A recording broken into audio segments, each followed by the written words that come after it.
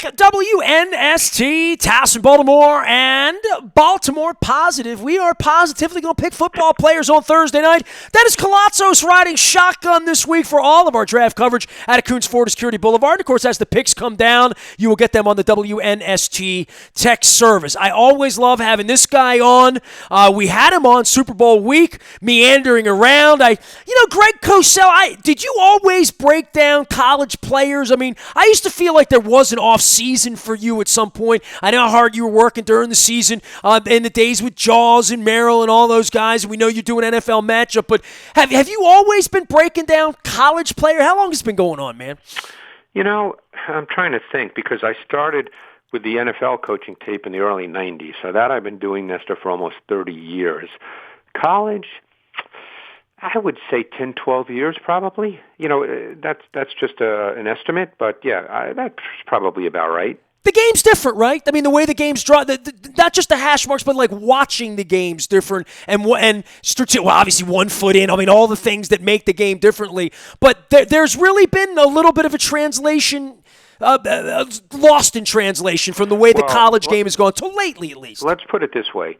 I think that the concepts are similar, but the way the concepts get played out are different for a number of reasons. But when you watch, let's say, route concepts by receivers and, in passing games, yes, of course, you see the same route concepts in college as you do in the NFL. There's not 1,000 route concepts, but the way that they get played out, because of the hash marks, because of the way the defense can play due to that, the splits by receivers because the wide side of the field is so wide and the boundary side is very small. The way they get played out and executed is different in the college game and the NFL game. Any advantage to being sequestered or disadvantage as you see it? I mean, you're a guy that's been in an editing suite the last 30 years, right? And that would be not dissimilar to most scouts, right? Or most people who break down film, or most coaches, quite frankly. But the interviewing process of this and getting to know the kid and what you're getting and all of that feels like some of that might be gone, as well as pro days and how the quarterback throws the ball out on a field in the middle of March when everybody comes out and whatnot. And I think there's all good feels about that. But the old-fashioned way of, hey, what did he do on the 4th week against Tulane last year? How did he look in week 8 against Oklahoma? All of the actual film part, the part that you've made your life, that is going to be even more accentuated than ever this year, because that's going to be all the most people have, right? Yeah, pretty much. I mean, you have to watch the tape. Now, obviously, scouts do get a chance and do during the season get a chance to go to schools and do that kind of work, but you don't get the same opportunity that everyone's used to having based on the quarantine. So you have to rely on tape and go from there, and we'll see how it goes. But, I mean, that's basically what I do. And, again, I would never suggest that I'm right, but, I study the tape. I just put out a little while ago my evaluations of Tua and Joe Burrow and made the point that my evaluation of Tua was solely based on film study. I did not take injuries into account because I don't know. Well, and you're not a medical doctor. I don't know. Greg Cosell, tell me what you're doing with Matchup, and I'm going to bring Dennis into conversation too, but you've done special stuff here this week to get ready for Thursday night. And look, there's been a lot of people like me that have been very caught up in, whatever the 6 o'clock press conference in Pennsylvania Avenue, our own press conference from our own governor every day, and kids home and jobs and all that people that want to take the draft seriously on Thursday, like me. Dennis is into this year-round, maybe more like you've been the last couple of months. But for a lot of people, we're kind of coming in at the 11th hour, and I have not put as much time into it this year. So I am looking forward to more of what you have to think in the next couple of days, because I haven't seen it. Yeah, I mean, I simply just try to evaluate the players, but what we do on the Matchup show, which, by the way, we air tonight at 7:30 on ESPN2, and we have a second show tomorrow night at 7 o'clock on ESPN2.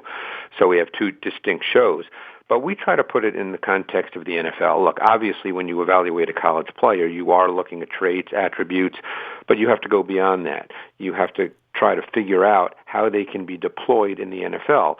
There's not that many any year transcendent players.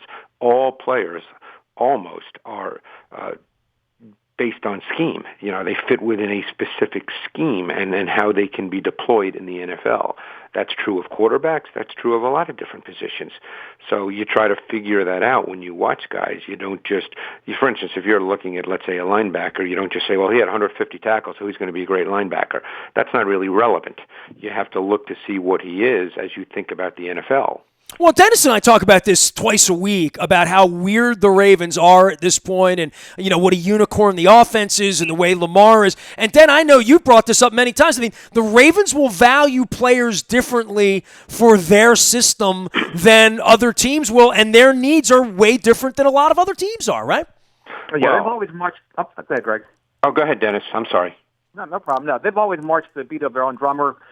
Relied on their own scouts, their own sources. They identify their red star players. They don't let the combine raise a player's stock in their eyes.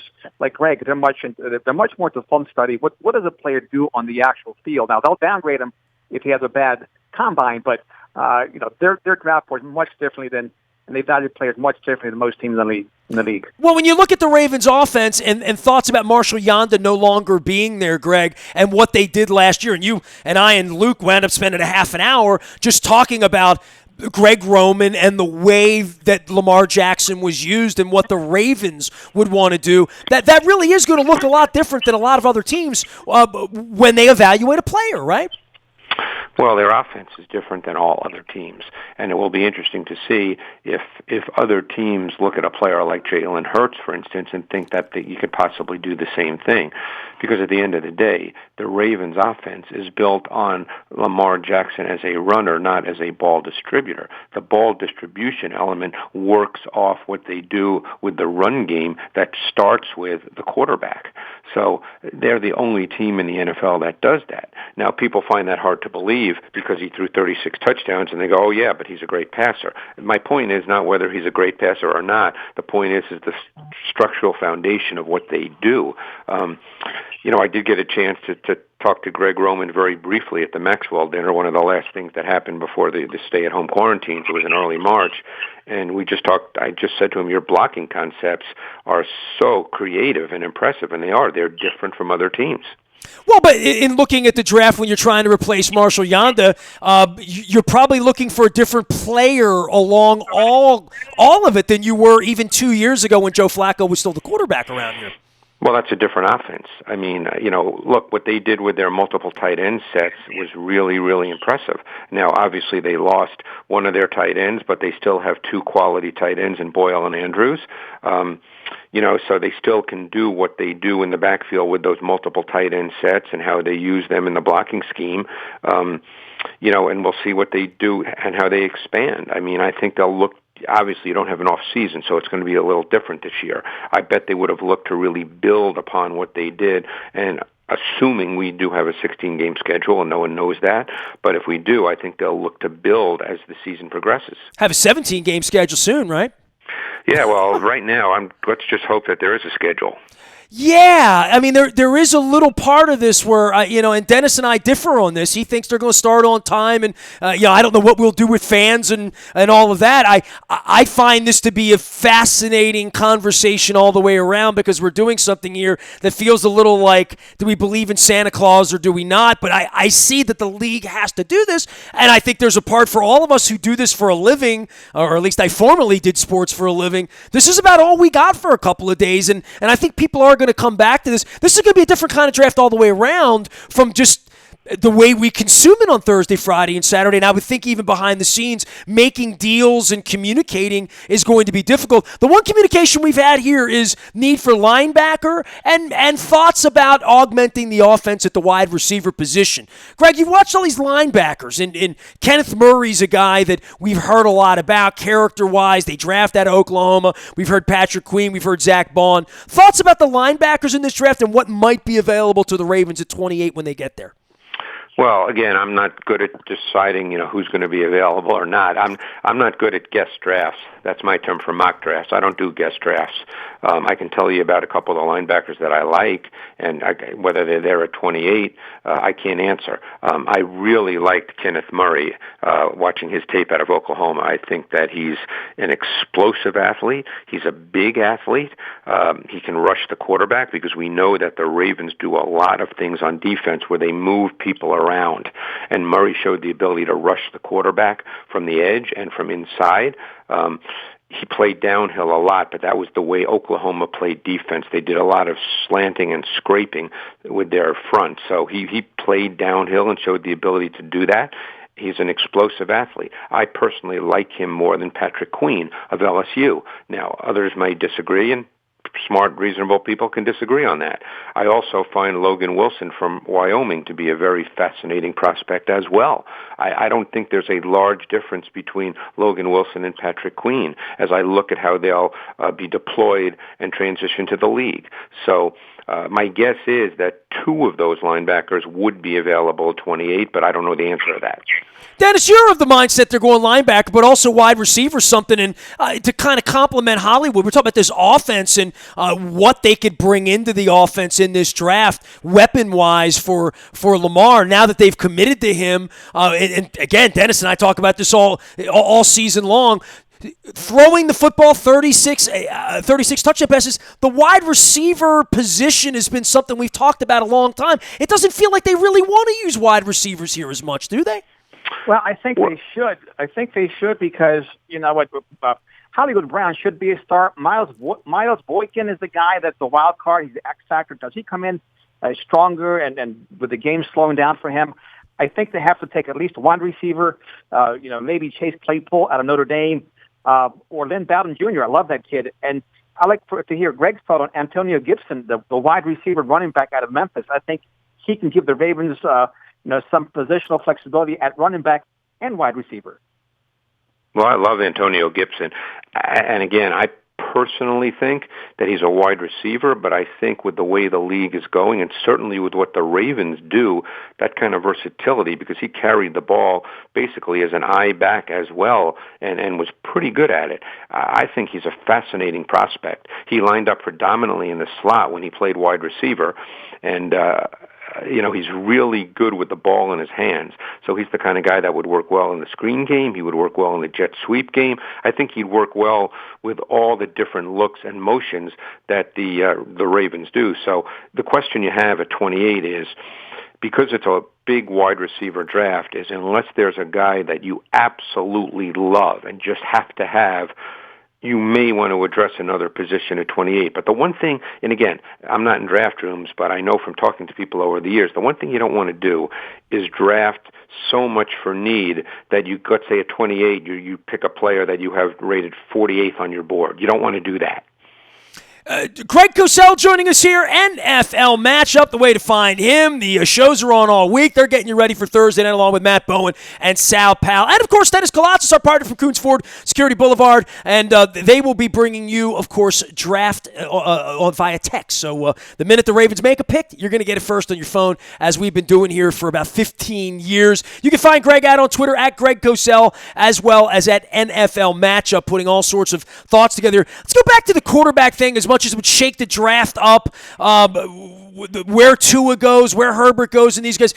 Obviously, you're not a medical doctor. You've evaluated the way it is. How much further along do you see Burrow based on that sensational thing that he did last fall versus where Tua was all along on this before the injury? Burrow, everybody's got him going to the Bengals. Everybody thinks he's a number one overall. How do you see him changing the Bengals and what he's bringing to the league that 3 years from now, he's the one in the Super Bowl with the Bengals the way Jared Goff was? Well, I like Burrow a lot. To me, he was the number one quarterback prospect in this draft. I think that he has every trait you look for with the exception of higher level arm strength. And I think, reasonable people can come to different conclusions about what that means, but I think his arm is good enough. It's above average. It's no more than that. But I think the way the game is played today, like I said, you can disagree about arm strength, but even some deeper throws are not arm strength throws. Fade balls, back shoulder throws, post throws, they're not arm strength throws. He can make those throws. But he's got poise, he's got vision, he sees things extremely well, he plays with timing, he's very efficient in the pocket and out of the pocket. He's got a great ability to slide and maneuver both within the pocket and out of the pocket. He's got really precise ball placement. Like I said, he's got that second reaction ability. To me, he's a high-level prospect. I think he's the number one quarterback prospect in this draft.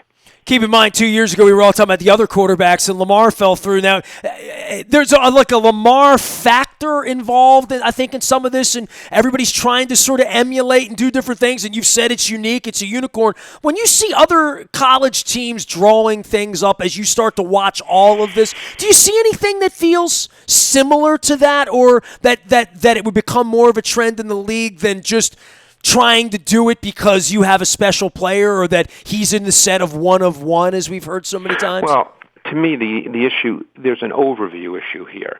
It's the issue of what the running game with the quarterback does to the defense, because what that then does is it defines reads and throws when you do throw it. Because of Lamar Jackson, defenses have to play a certain way. And the Ravens know that. They know that just simply because of Lamar, and they also know that based on their use of personnel and formations.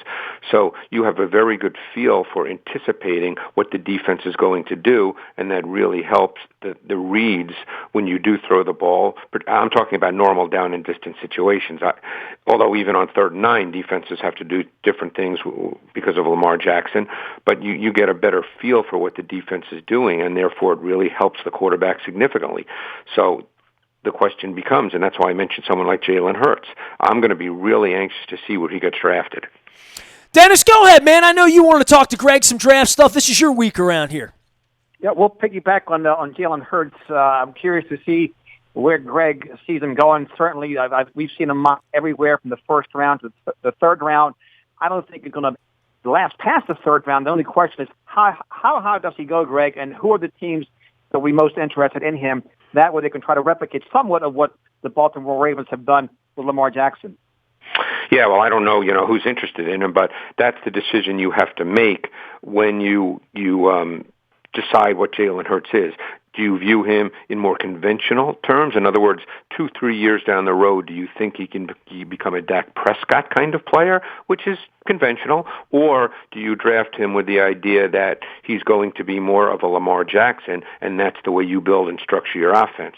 I think at the end of the day, you need to know that before you draft him. So you have to decide what he is, because he's got some strength, but he has a lot of weaknesses and flaws in his game as well, particularly as when you talk about the nuanced passing traits. So you have to decide before you draft him what he is, and I think that's critical. Greg, you doing okay with social distancing up there? Washing the hands, staying safe, everything good? I mean, you're in the studio, man. It's like... Well, I'm in my house. Yeah, man. Other than taking walks with my daughter, I have not been out of my house in a month.